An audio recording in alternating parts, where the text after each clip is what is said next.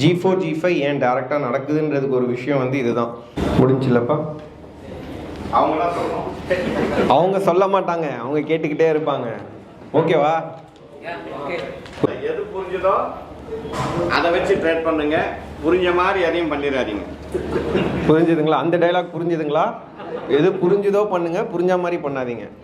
அதான் முக்கியம். So first of all எல்லாருக்குமே ரொம்ப பெரிய தேங்க்ஸ். உங்கள் எல்லாருக்குமே ஒரு கிளாப் பண்ணிக்கோங்க.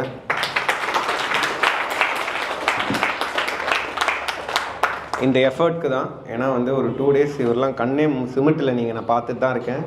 அப்படியே என்ன தான் சொல்கிறாரு பார்க்கலாம் அப்படின்னு சொல்லிட்டு. அண்ட் நிறைய நல்ல ரிவ்யூஸ் அண்ட் நிறையா பேர் வந்து ரொம்ப எக்ஸைட்டடாக சொல்லியிருந்தீங்க நிறையா விஷயங்கள். ஸோ அது எங்களுக்கு ரொம்ப ஹாப்பியாக இருந்துச்சு. பிகாஸ் நான் இப்போது ஒரு தேர்ட் பர்சனாக இருந்து இதை பார்க்கும்போது எனக்கு அது ஃபீல் ஆகாது. பட் பீயிங் இஸ் சன், ஒருத்தங்களே நானே ரிவ்யூ எடுக்கணும்னு நினைக்கிற விஷயம் வந்து இவர் வந்து இத்தனை பேருக்கு ஒரு இன்ஸ்பைரிங்காக இருக்காங்க. இந்த மாதிரி இருக்கும்போது அதை கேட்க எனக்கு ரொம்ப பிடிக்கும். ஸோ என்ன ஃபீல் பண்ணுறாங்க அப்படின்ட்டு. அதே மாதிரி சில பேர் வந்து உண்மையை சொல்கிறாங்களா இல்லை அடிச்சு விட்றாங்க, இல்லாட்டி உங்கள் டவுட் கிளியர் பண்ண மாட்டாங்க, அதனால் ஏதாவது ஒரு 2-3 விஷயத்த போட்டு விடும் அப்படின்றாங்களான்ட்டு. பட் எல்லாருமே வந்து ரொம்ப ஜென்யூனாக சொல்லியிருந்தீங்க. ஸோ அது வந்து அவரோட எஃபர்ட்கான இதுவாக தான் நான் பார்க்குறேன். அந்த ஒரு அப்ரிசியேஷனாக தான் நான் பார்க்குறேன். இவ்வளோ பேர் வந்து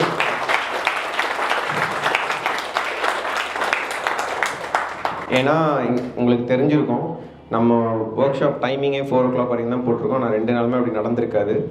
அவர் இங்கேருந்து போகும்போது நீங்கள் கண்டிப்பாக ஒரு கான்ஃபிடெண்ட்டாக போகணுன்றது தான் ஒரு தாட்டாக இருக்கும்.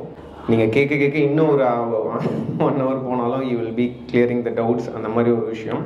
ஸோ அந்த ஜென்யூனிட்டி தான். அதான் சொன்னேன், நம்ம பார்க்குற சோஷியல் மீடியா ஆங்கிள் வேறு, அது உண்மையாக இருக்கணும்னு அவசியம் கிடையாது. பட் அவர் மட்டும் அதே தான். Is being simple.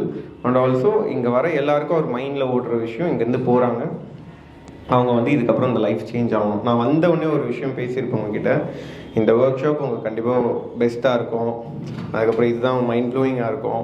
இந்த வேர்ட்லாம் நான் யூஸ் பண்ணிவிட்டு அப்படி சொல்ல மாட்டேன்னு சொன்னேன். ஆனால் இன்னைக்கு கொடுத்த ரிவ்யூவில் நான் சொன்ன எல்லா வேர்டுமே வந்துச்சு. So that's what I don't want to exaggerate. But இதில் ஒருத்தர் சொன்னது வந்து இதுக்கப்புறம் என் லைஃப் சேஞ்ச் ஆகும், அது மாறினா சாரோட தான்ட்டு.